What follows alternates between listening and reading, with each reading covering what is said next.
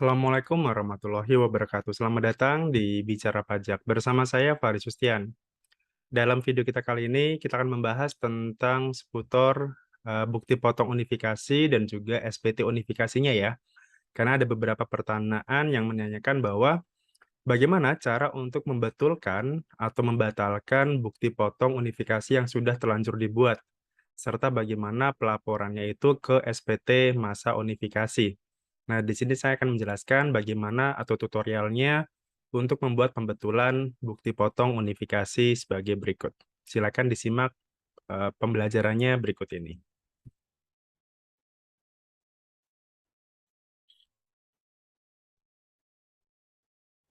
Oke, jadi di sini mungkin saya tidak akan menjelaskan secara detail ya terkait dengan bukti potongnya, karena itu sudah ada di video saya yang lain di playlist e-bupot unifikasi. Cuman di sini saya akan menjelaskan bagaimana atau apa yang harus saya lakukan ketika kita mau membuat perubahan atau penggantian bukti potong unifikasi. Baik itu PPA pasal 2 pasal 22, 23, 4 ayat 2 maupun PPA pasal 15 misalkan. Nah, kita mulai misalkan kalau setelah kita buat bukti potongnya, nah misalkan kita selesai bukti, kan kalau misalkan kita mau membuat bukti potong unifikasi kan di sini ada dua pilihan ya, daftar BP atau bukti potong dan rekam bukti potong. Rekam bukti potong itu adalah kalau misalkan kita mau membuat bukti potong, contoh ada PPA pasal 4 ayat 2, 15, 22 maupun 23 misalkan.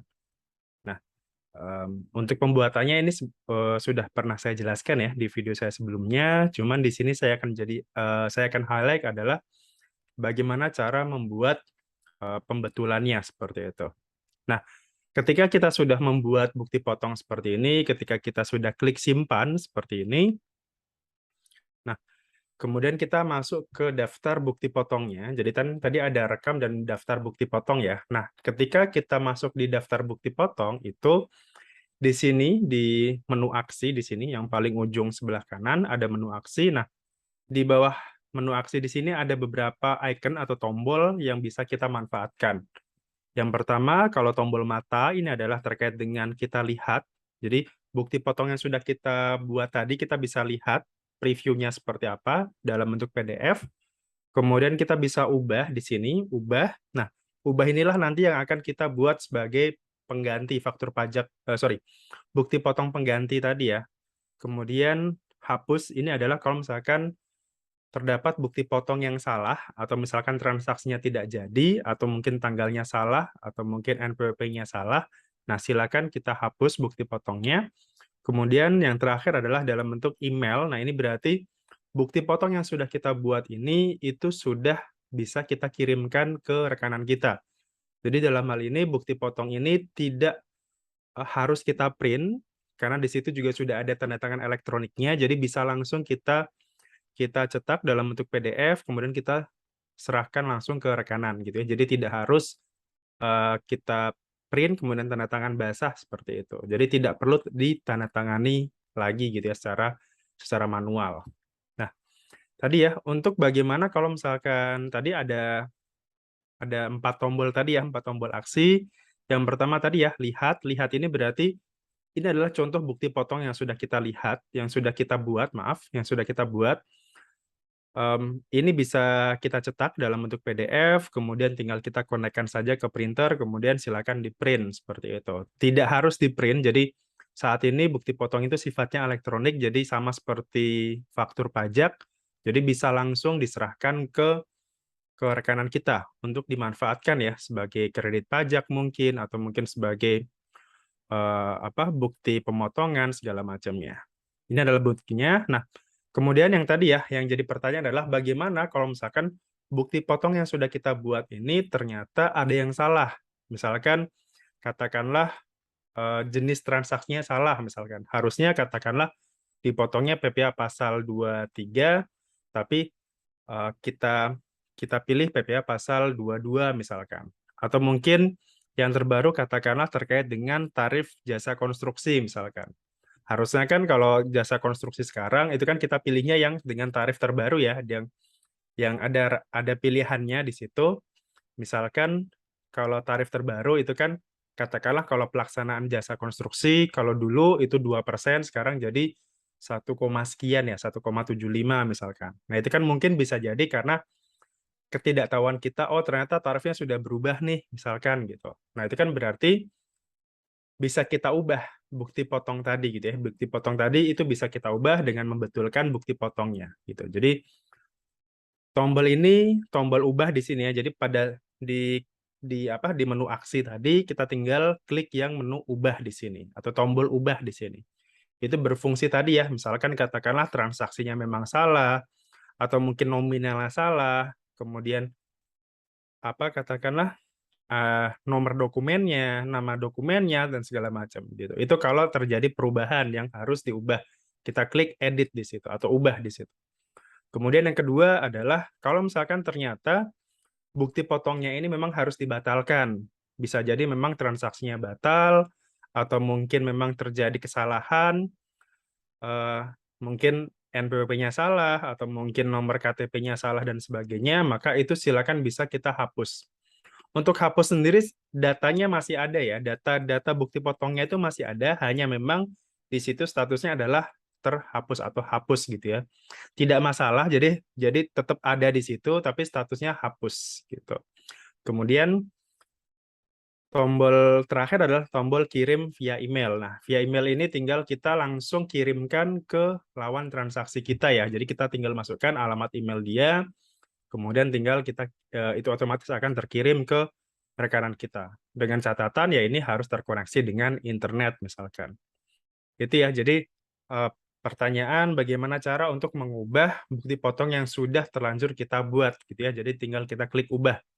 Nah, berikutnya setelah kita ubah gimana? Kan pasti akan ada perubahan di situ. Akan ada perubahan.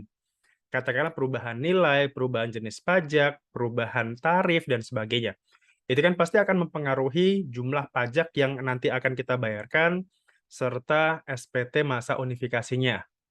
Nah, berarti setelah itu, setelah kita klik ubah di sini, jangan lupa setelah itu kita harus memposting ulang di situ. Jadi ketika kita sudah buat itu, sudah buat perubahannya, jangan lupa untuk memposting ulang ya gitu. Jadi kita harus memposting lagi perubahan yang terjadi tadi. Misalkan berarti tinggal kita pilih saja masa dan tahun pajaknya kapan, kemudian kita cek. Nah, otomatis nanti setelah berhasil posting, otomatis nanti akan ada di menu penyiapan SPT. Jadi kalau tadi ya, jadi intinya adalah kalau misalkan SPT-nya itu sudah kita laporkan, maka mau nggak mau kita harus buat pembetulan. Contohnya gini, misalkan ada bukti potong di bulan Juli yang ternyata salah misalkan, di masa Juli 2022 yang ternyata salah. Harusnya kita buat bukti potongnya itu katakanlah PPh pasal 23. Tapi ternyata kita salah buatnya di PPh pasal 4 ayat 2 yang menyebabkan ternyata adanya perubahan tarif, perubahan pajak yang masih harus dibayarkan. Misalkan pajaknya jadi lebih besar misalkan, berarti harus ada pajak yang dibayarkan kembali. Itu terjadi di masa Juli 2022. Masa Juli 2022 itu kan berarti sudah harus dilaporkan paling lambat adalah tanggal 20 Agustus 2022. Nah, sekarang posisinya sudah September. SPT-nya sendiri sudah dilaporkan. Nah, berarti yang harus kita lakukan gimana? Berarti bukti potong di masa Juli tadi itu sudah kita nanti akan ubah di situ. Kita akan ubah, kemudian dari situ kita posting ulang. Kita posting ulang yang masa Juli tadi, otomatis nanti masa Juli 2022 otomatis akan terjadi pembetulan nanti. Kenapa otomatis pembetulan? Karena yang SPT normalnya itu sudah dilaporkan di masa atau di bulan Agustus gitu ya. Agustus katakanlah kan maksimal tanggal 20 ya paling lambat katakanlah di tanggal 15 misalkan. 15 Agustus sudah dilaporkan.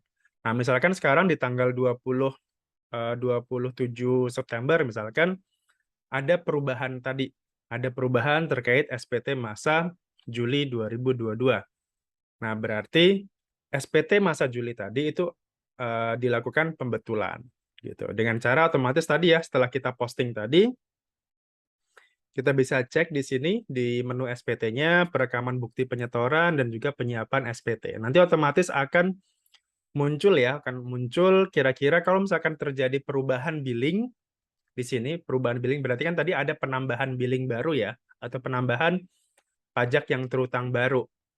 Misalkan bukti potong yang awal yang sebelum pembetulan katakanlah 1 juta.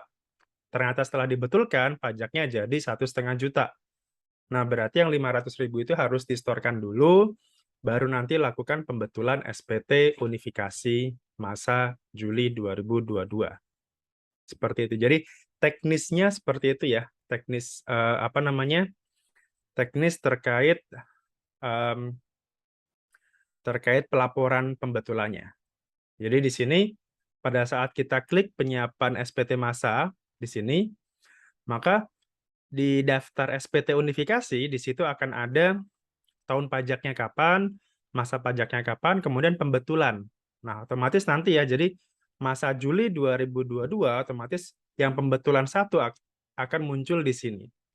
Dengan nilai yang berubah, dengan nilai yang berbeda dengan yang normalnya. Seperti itu. Nah, dari situ tinggal statusnya mungkin masih draft.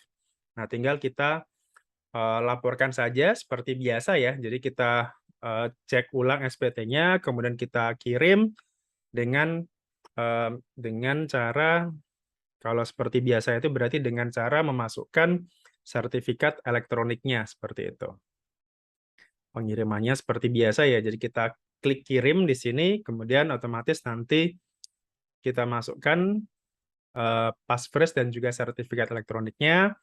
Setelah itu kalau berhasil, kalau lancar, maka akan terbit BPE-nya ya, bukti penerimaan elektroniknya. Nah, dari situ tinggal dicek saja kira-kira ini SPT-nya masa kapan, tahun berapa, tahun pajaknya berapa, dan pastikan di situ statusnya adalah pembetulan 1 misalkan. Karena yang normal sudah terlanjur dilaporkan. Tapi kalau misalkan belum dilaporkan, ya sudah, berarti tinggal kita posting saja, baru nanti laporkan seperti biasa. Contoh, sekarang bulan September, ada bukti potong masa September yang ternyata salah misalkan. Ya sudah, buat klik ubah dulu tadi ya, klik ubah, kemudian posting, baru nanti silakan laporkan SPT masa seperti biasa. Gitu. Jadi, kenapa? Karena yang normal sendiri belum lapor ya, belum dilaporkan seperti itu. Oke, barangkali itu untuk terkait kalau yang mungkin masih bertanya ya terkait bagaimana cara membetulkan atau membatalkan bukti potong unifikasi dan juga pelaporan SPT masa unifikasinya gitu. Intinya adalah tadi ya di daftar bukti potong tadi di menu aksi itu ada 4 tombol tadi, lihat, ubah, hapus dan kirim. Nah, jadi pada saat kita mau ubah silakan klik yang ubah. Pada saat transaksinya memang batal atau memang harus dibatalkan bukti potongnya, silakan klik hapus yang ada tombol atau icon keranjang sampahnya. Seperti itu. Jadi paling tidak 2 tombol itu yang nanti bisa kita gunakan. Kemudian setelah itu yang harus kita lakukan yang penting lainnya adalah kita harus posting itu biar bisa masuk ke SPT masa yang akan kita laporkan. Jadi jangan cuman dibetulkan aja tapi tidak diposting. Karena nanti kalau tidak diposting otomatis data itu tidak akan masuk ke SPT kita gitu. Jadi sia-sia seperti itu. Oke, demikian. Semoga informasi ini berguna bagi Anda. Mohon maaf kalau ada kekurangan dan silakan tinggalkan pertanyaan di kolom komentar dan sampai jumpa lagi di video saya berikutnya. Assalamualaikum warahmatullahi wabarakatuh. Salam.